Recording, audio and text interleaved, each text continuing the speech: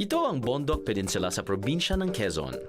5 hanggang 6 na oras ang biyahe papunta rito mula Maynila. Magaganda ang tanawin at malinis ang simoy ng hangin dito. Di pa masyado napupuntahan ng maraming biyahero, pero kapansin-pansing parami na ng parami ang dumarayo rito dahil sa mga biyaherong kinukwento online ang kanilang adventure. Sundan natin ang yapak ng ilang biyahero at syempre may sarili rin tayong biyahe. Tuklasin natin kung ano pa ang merong panghalina sa Bundok Peninsula.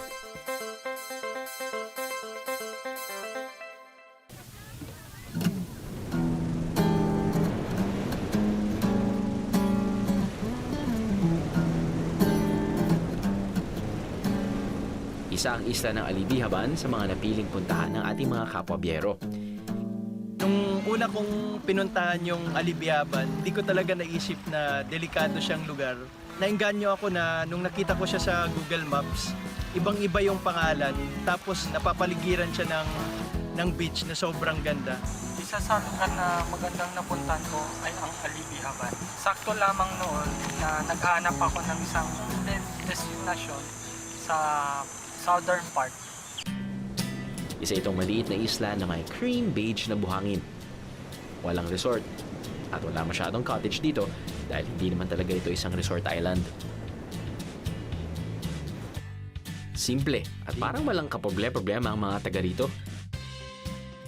Ano ito? Bangguro. Pag may sakit, iniinit. At tapos sinusuksok sa ilong. Ay, ininom.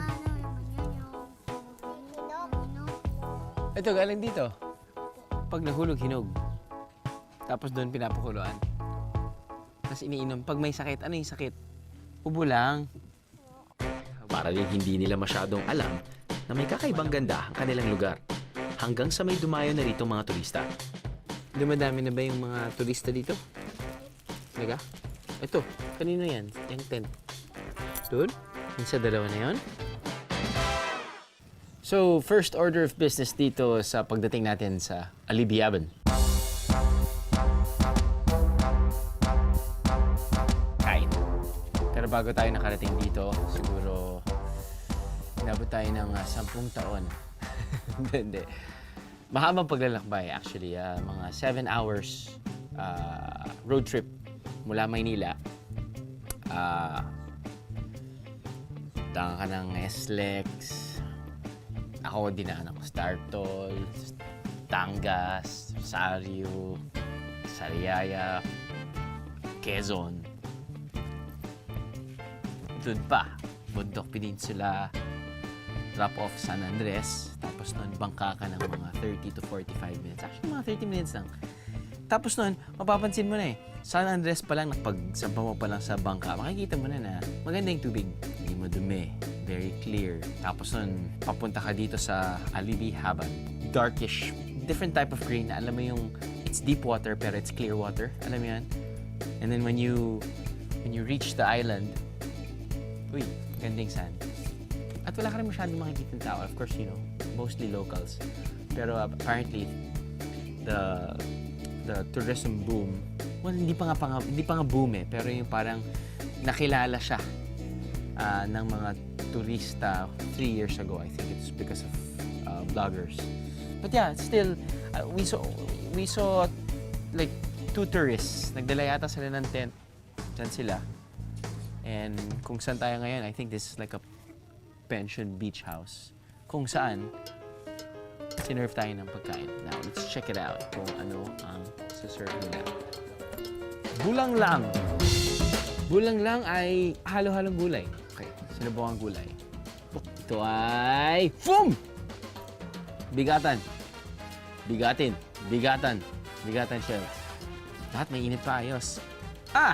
Shell din. Iba lang yung pagluto. Very good. Siyempre, adobong pusit. Balakwi. Uy, ganda ng mga kulay. Sige, tikman na natin. Ito, okay ito. Parang may gata yata ito, no? Ayun, no?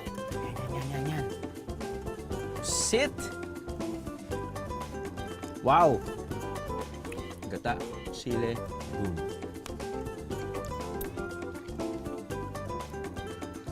mas stronger yung taste niya sa gata. Kumbaga may gata siya, pero hindi ko alam kung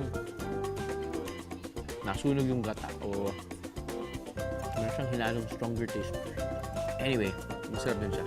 Kaya ang champion sa akin. Galing. Kain tao. Susunod, tuklasin naman natin ang mga bagong kuweba ng San Narciso. Ang bagong Tuklas Caves. We discover more and more reasons to explore the other side of Quezon. Ano? Sama ka sa biyahe ko? Ano? Sama ka sa biyahe ko? Ilan sa panghalinan ng Alibihaban ay ang maganda at malinis itong beach. May isang sandbar din na lumilitaw kapag low tide.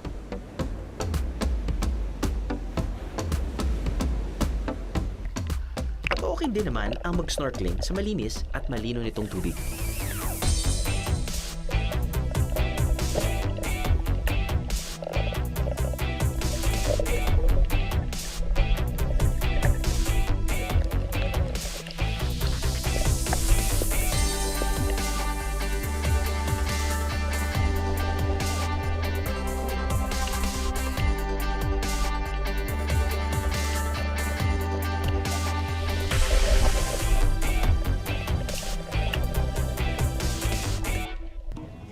Ang pinakamalaking rason kung bakit ito pinupuntahan ng mga turista ay dahil sa pagkapribado nito. Pakiramdam nyo tuloy, kayo lamang ang mga turista sa isla.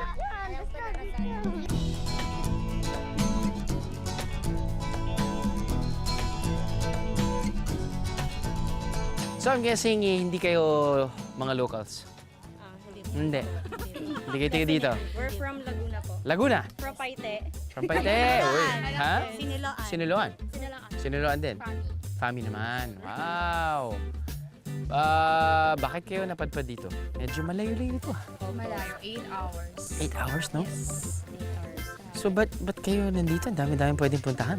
Ano po, na-intriga po kami kasi po, nagsisearch po kami kasi kung saan po kaming beach pupunta. Okay. Ito pong For summer. bakasyon. Oo. Ang first choice po namin yung Borawan. Borawan, yes. Tapos, hanggang sa nababalitaan po namin na tuwing bakasyon ay crowded. Okay. Di ang pinili po namin yung medyo hindi po masyado napupuntahan. Hanggang sa nag-browse na po kami, nakita po namin itong Alibihaban.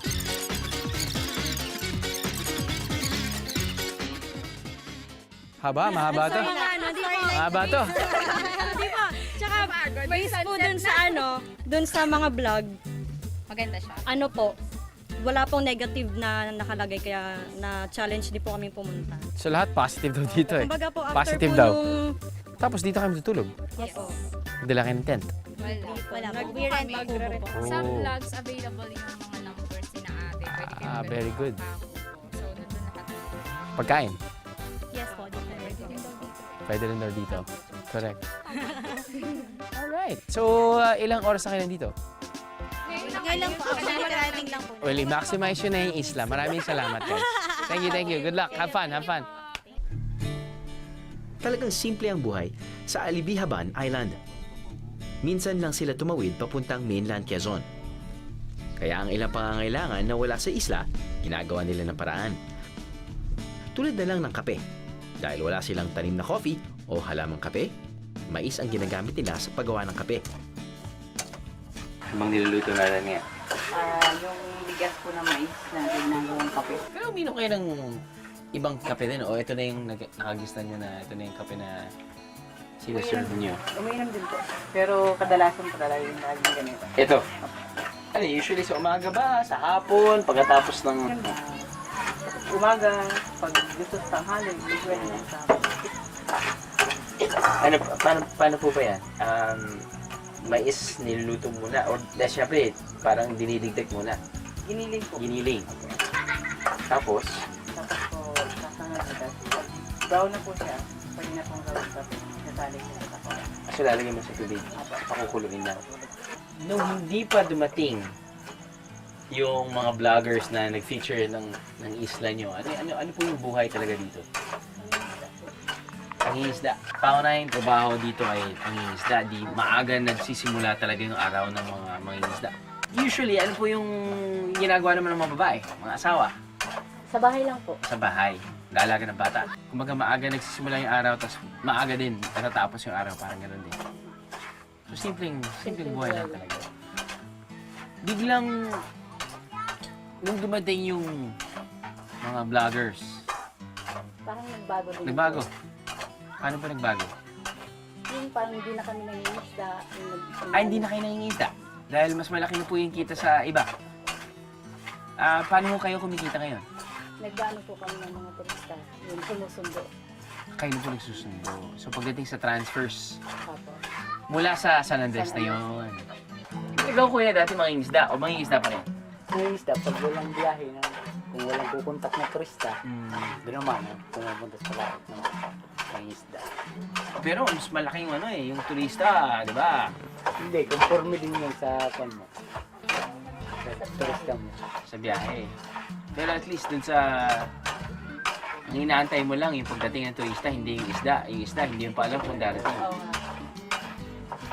Yan ay nakasigurado na kasi doon pala sa Manila, tumatawag na yan. Na preparative.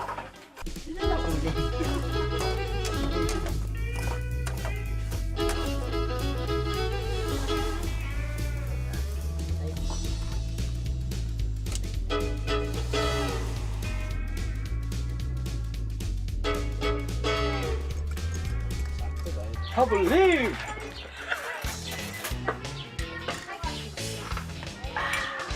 May ganun talaga, no?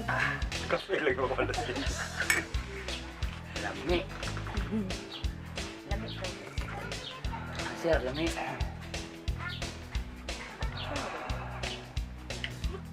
Sami ka lang. Ay, nainom ang init-init. Loko niya yata. Oh. Nice one. Tasa siyang kape. Yung tunay na kape. Oo. Nalilagyan mo ng asukal.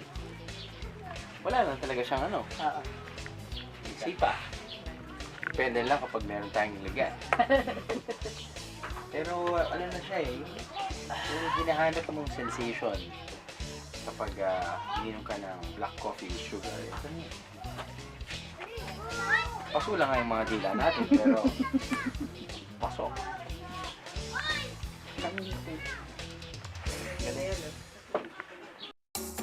Nalaman nila na isa akong ininyero na naghahanap lang din ng mga magagandang beach sa Pilipinas. Talagang inikot nila, dinala nila ako sa isla ng Alibiaban at sobrang friendly na mga tao. Inikot nila ako, tas hanggang naging kaibigan ko na pati yung si Kapitana at lahat ng mga tao doon. Sobrang nag-enjoy na ako doon sa lugar. At after nun, bumalik ako ng after 5 years at tinanap ko ulit yung mga tao na nakilala ko doon at buti naman na nandun pa rin sila. At babalik-balikan ko pa rin talaga yung isla ng Alibiaban. Yung ginawa pala namin doon sa Alibihaban, dahil hindi pa ganun ka ng turista, halos wala ngang turista nung time na yon. Ang ginawa namin, nagpaluto ng pagkain, naglakad-lakad, tapos nakipagkwentuhan sa mga bata. Yung time na naglalakad kami, may mga sinabi yung mga bata na puntahan daw namin yung isang lugar na maganda. Yun pala yun yung tinatawag nilang shipwreck, yung lumubog na bangka, malaking bangka.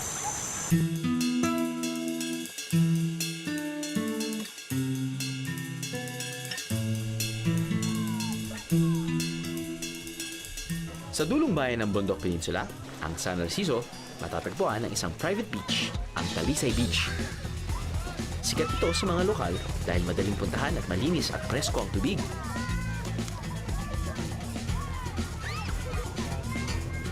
Complete with beach cottages and huts. Kung ayaw mo nang masyadong tahimik, Talisay Beach ang para sa'yo.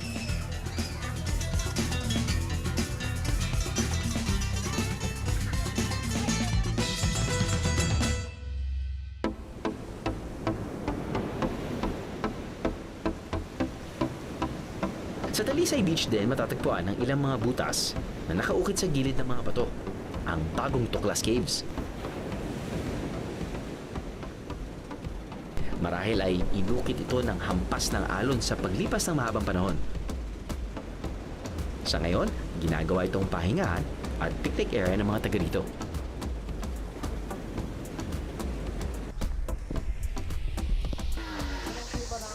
Dapat kapag tuwing panahon ng tag-init, nasa loob lang tayo ng bahay. Ref, yun lang yung biyahe natin. Ay.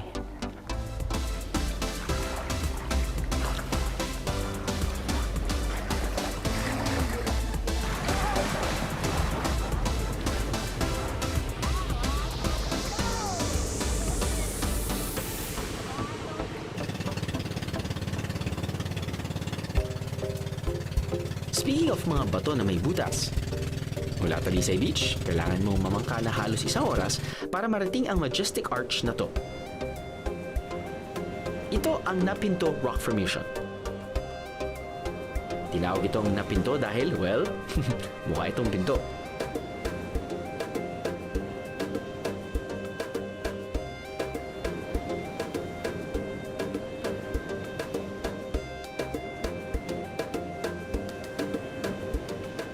Pwede rin mag-swimming at mag-snorkeling sa beach malapit dito, pero kadalasan, balik Talisay Beach at bagong Tuklas Caves din ng friendships matapos mag-picture-picture sa magandang tanawin ito.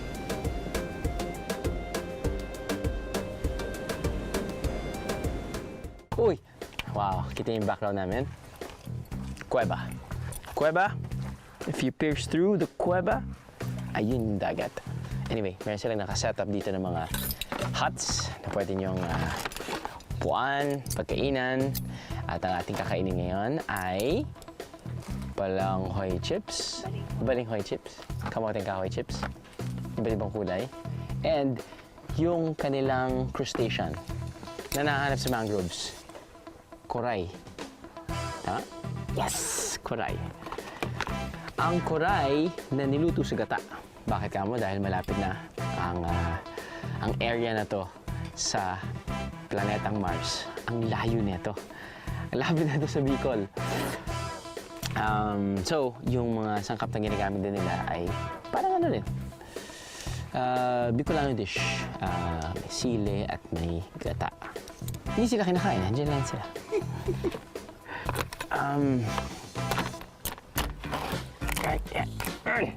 Kakaiba yung laman niya. Mula ang planetang Mars talaga.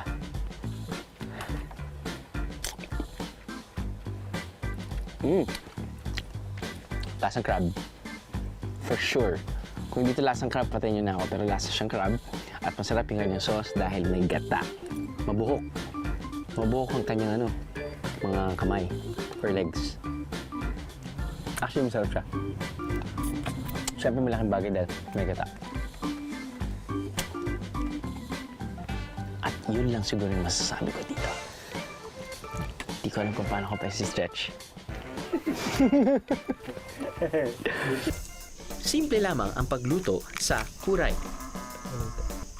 Nilalagyan ng ginadgad na niyog ang katawan ng kuray.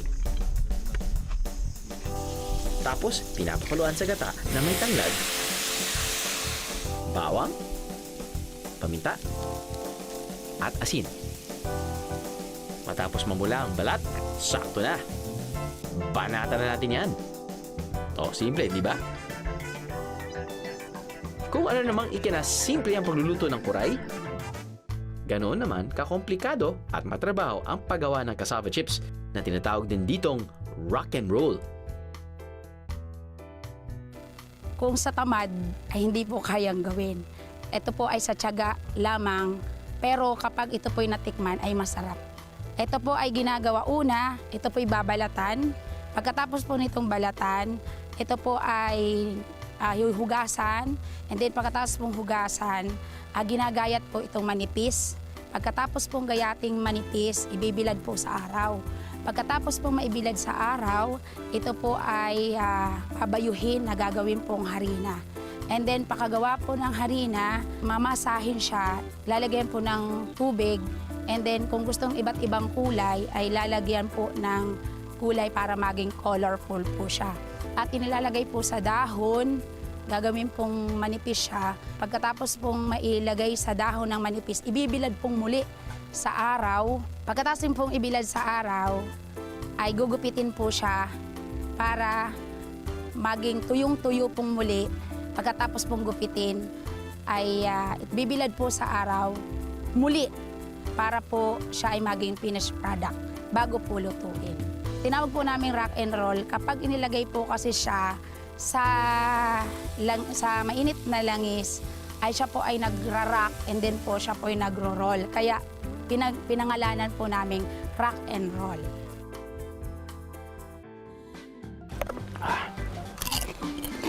Uy! Hap! Kala ko asin. Yung pala asukal. Hindi ko nga mag-order ka ng fried chicken sa Chinese restaurant. Lalagay siya ng mga crackling. Pero yung lasa. I'm sure alam yun yan. Shootin natin yung sa akin. Drew, what's new?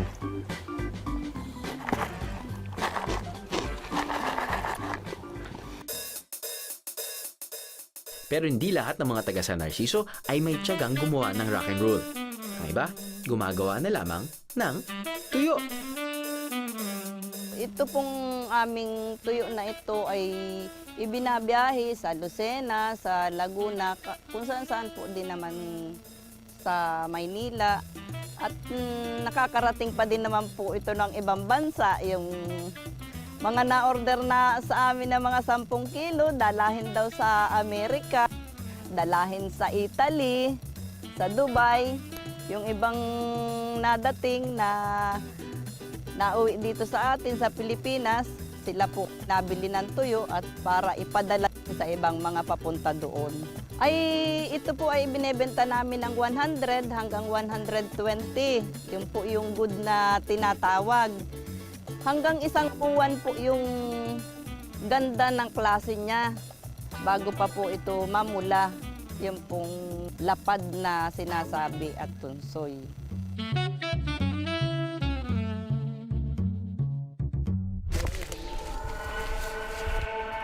When we return, mga lugar na balot ng misteryo at kababalaghan naman ang ating sisilipin. Lubos-lubusin na natin ang pagtuklas. Panghapunan, pangmerienda, o panghimagas man, tikman natin yan. Bundok Peninsula. We really wanna see ya. Ano? Sama ka sa biyahe ko? Ano? Sama ka sa biyahe ko? Marami pa ang unexplored places of interest sa Bundok Peninsula, lalo na kung tourist spots ang pag-uusapan. Tulad sa bayan ng Mulanay na sinasabing may mga natagpuan 1,000-year-old sarcophagi o mga sinaunang libingan na tulad nga sa Egypt. Meron din dito ang underground cave systems na pinamumugaran ng iba't ibang species ng paniki. Natatangi o kakaibang araw ang cave systems dito sa Mulanay dahil kailangan akitin muna ang bundok. Saka papasukin ng maliit na bunganga ng kuweba pababa para marating ang loob nito na may mas malalaking chamber. Ito po yung sa Sitio Subo, Barangay Bella Vista. Ito po sa doon sa tiwihin kong lupa. Siguro po ito yung mga 1 kilometro mula doon sa may baba ng bahay namin. Pag bumaba ka po dyan, may mga guano po dito sa baba. Tapos mayroon parang pinakang division. Tapos may basement sa taas. Mataas yung Hindi kayang abutin ng maskin 2 tao magkasuklong. Parang may cutter sa taas na Pag ito pumasok ka po dito, pakanan mo yan, ay pagitan siyang parang kwarto baga po siya. Kagabi nga sabi nung tagaro sa amin, meron daw sila nakita dito ng sawa. Para nakakatakot na pumasok, baka nandiyan yung sawa May mga paniki po dyan sa loob Kaya po mabaho dito ang ipot ng Ang dami nga pong ipot ng dyan, paniki. Yung natawag na guano. Pero sa turista, hindi pa po nagpupuntahan dito? Doon po sa kabila, Sinakaradavid. Sa isang kuweba dito sa Kanamtik. Minsan lang, padalawang beses ko lang po makapunta dito kahit ito yung lugar namin. Hindi nga ako nagpupunta dito. Sabi nga po nila, may daw dyan, may ginto. Wala man akong alam na. Hindi naman ako nagtitreasure Isa pa sa natatangi sa Mulanay ay ang kanilang mga produktong galing sa puno ng nyog, tulad ng cocoa rope mats. pagkakaalam ko po, ito po ay pinapadala daw po sa nalalandslide. Tapos, halimbawa po may lumubog na barko na may kargang langis. Ito po ang inaano nila sa dagat para po yung langis ay kumakapit daw po dito. Panglinis sa dagat. Ginagamit raw ang mga to para makatulong sa pagpigil ng mga landslide kapag inilatag sa mga gilid ng bundok o kaya naman ay pangsipsip ng mga tumagas na langis o oil spill sa karagatan. Mula sa bunot ng nyog ay hinima ito at saka pinag-iikot-ikot para makagawa ng lubid.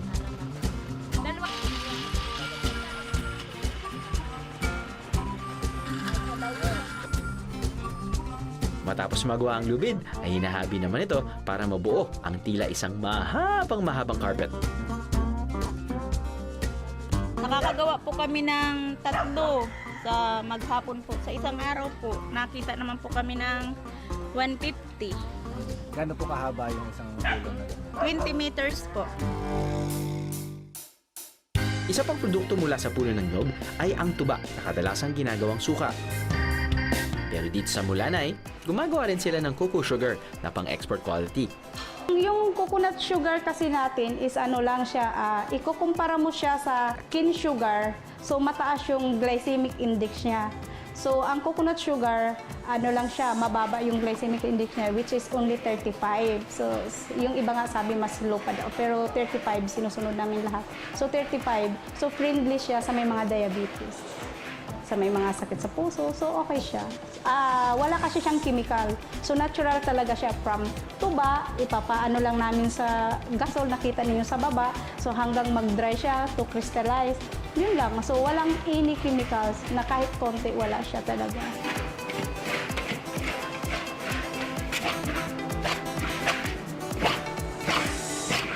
Inihahalo ang cocoa sugar sa kakao para makagawa naman ng cacao nibs in cocoa sugar.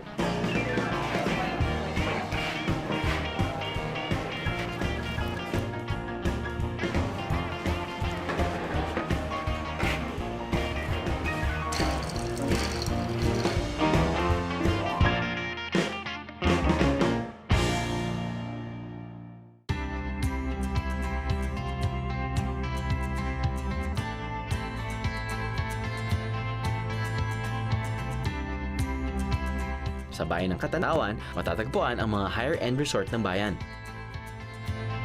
Ito kasi ang sentro ng komersyo ng Bundok Peninsula at dito rin unang umusbong ang turismo.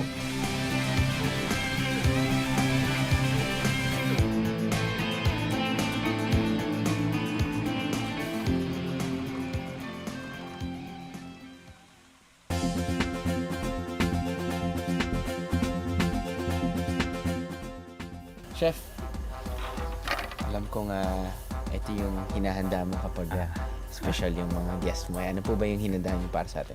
Ito yung aming Seychelles crabs with oyster sauce. Yan. Yung crabs ba yan? Galing lang dito? Dito lang Yun, po sa area ng Quezon. Dito din sa dito sa lugar din namin na to. Okay. Ito naman yung Maya. Maya. Super black na Super black. squid. Wow. Ginata namin.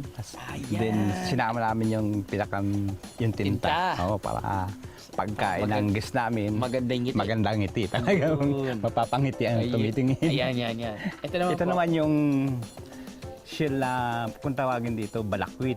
Balakwit. Ala Bicol Express. So gata din, tas sili. Aha. Patay tayo.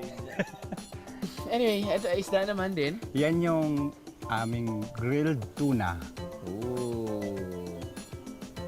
Dito rin sa amin din kanya, area na huhuli. Ang kabuhan niyan, 14 kilos yan, ang buo niya. Habang titikman ko tong mga pagkain to, chef, kwentuhan niyo mo naman ako dahil sa totoo lang nung pagkasabi sa akin na pupunta kami sa Bundok Peninsula.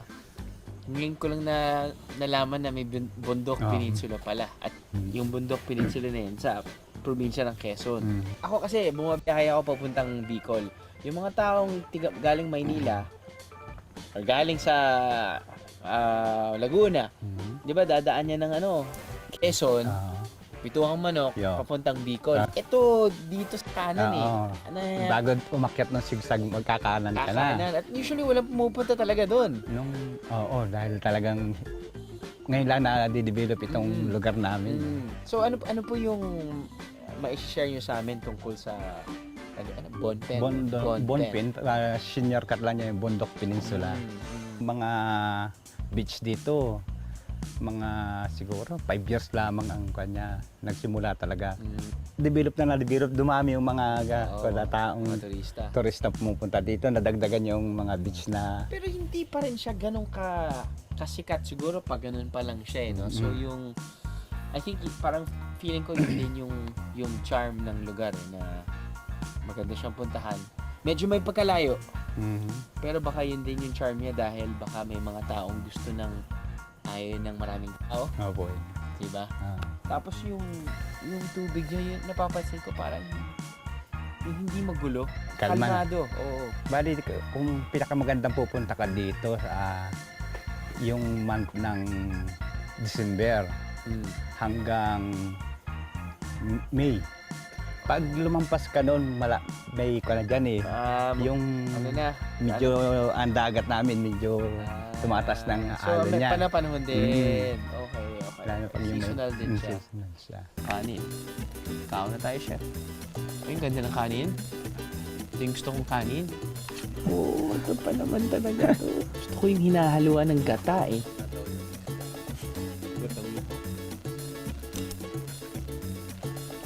Panalo, chef. Anyway. Kain tayo. Up. Kung ang Mulana ay maraming produktong nagagawa sa puno ng nyog, ang Katanawa naman ay ibang halaman ang pinagkakakitaan, ang arrowroot. Ang arrowroot po ay isa sa root crop na siya po yung produkto talaga ng Katanawan. Ang hitsura po dito ay parang labanos. Ito po ay grind, tapos yung kinakasaw para ma-separate yung tubig at saka po yung fiber doon sa starch. Pag naging starch, lalagyan ito ng butter, lalagyan ng egg, ng sugar, tapos may tubig, tapos mamasahin na po siya, tutukulin, tapos yun, i-oven na po siya para maging uraro cookies. Isa sa pangunahing produkto mula sa arrowroot ay ang Pinoy favorite na Uraro cookies. Bukod dito, meron pa silang iba pang klase ng mga pastry at kakanin.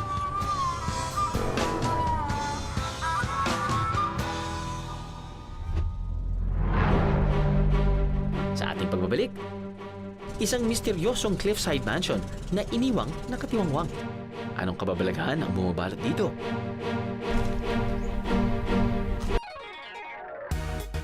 Matapos libutin ang Bundok Peninsula, mga kapitbahay naman tayo sa Marinduque.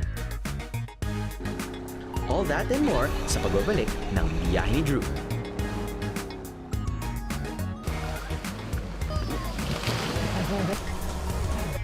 Ano? Sama ka sa biyahe ko? Ano? Sama ka sa biyahe ko?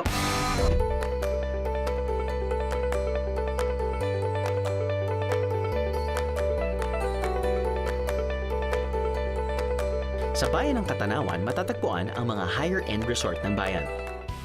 Ang Bundok Peninsula ay isang landmass na nakatangway o sticking out kumbaga.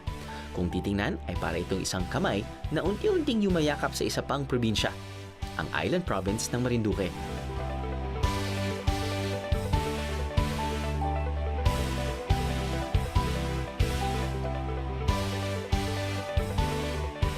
Mula sa bayan ng Katanawan, maaring mag-side trip papunta sa ilang isla ng Marinduque.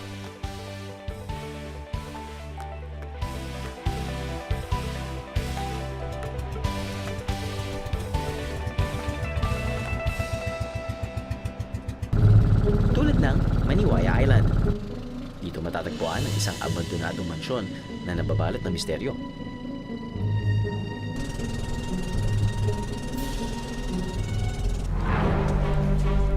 Ayon sa kwento-kwento, ipinatuyo raw ito ng isang treasure hunter na Hapon. nang makuha na niya ang kayamanan, ay bigla na lamang raw ito umalis at iniwang nakatiwangwang ang ingranding cliffside mansion.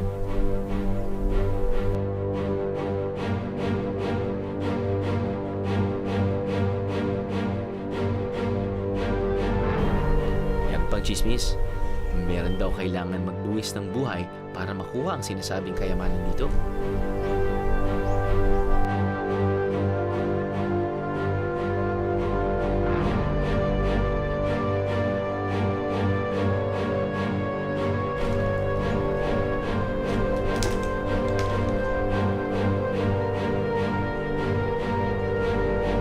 Pero ang lahat ng mga kwento-kwentong ito ay wala raw katotohanan ayon sa katiwala nito for more than 20 years.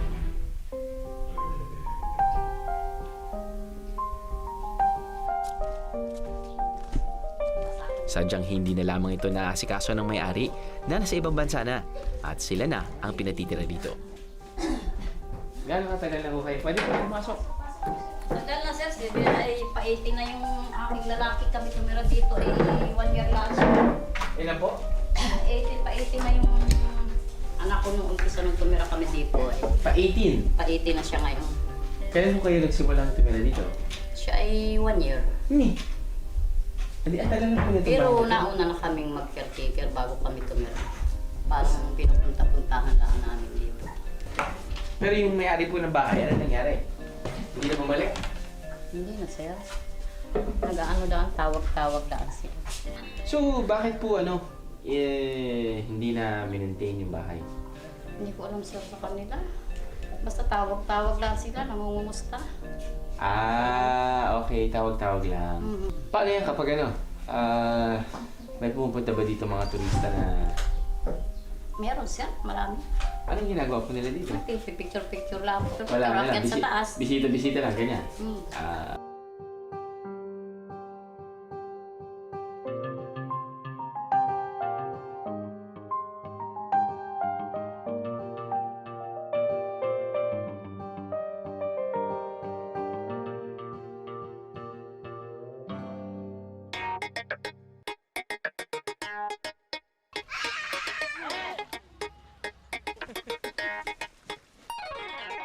Samantala, meron ding water sports activities na pwedeng gawin sa isla.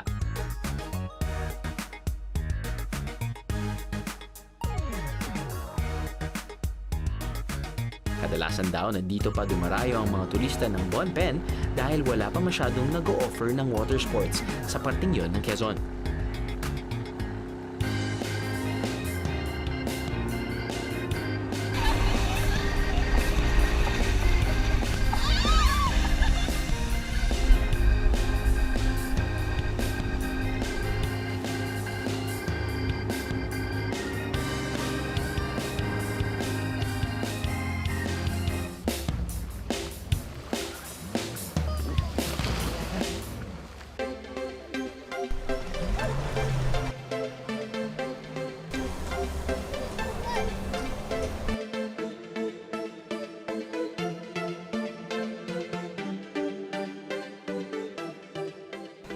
Alam natin, feature natin yung Bon Pen or Bundok Peninsula sa Quezon Province. Pero nag-side trip tayo dahil napakalapit ang Marinduque. Specifically dito sa Maniwaya Island. Kitang-kita naman na may mga different resorts which you can actually rent, water sports vehicles. Jet ski, or water ski, or banana boat. Right, kung makikita natin doon pa. There. Up ahead, yun yung main land ng Marinduque. Which we featured na rin. Yun!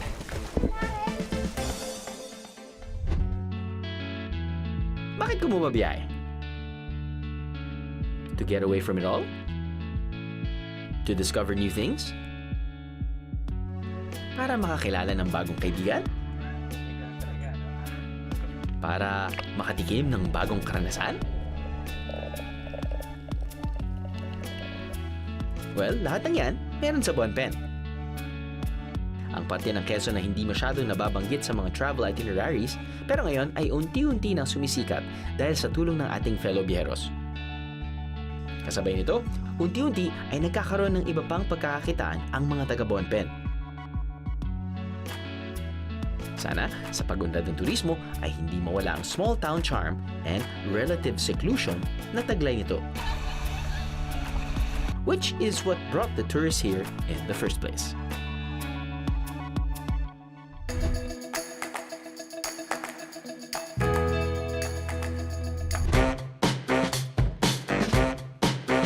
Talon ako, talon kayo.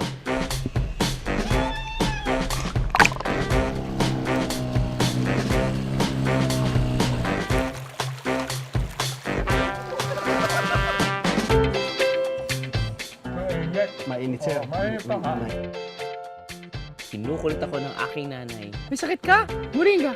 May sabon ka? Hit-hitin mo tong moringa na to. Ano, sama ka sa biyahe ko?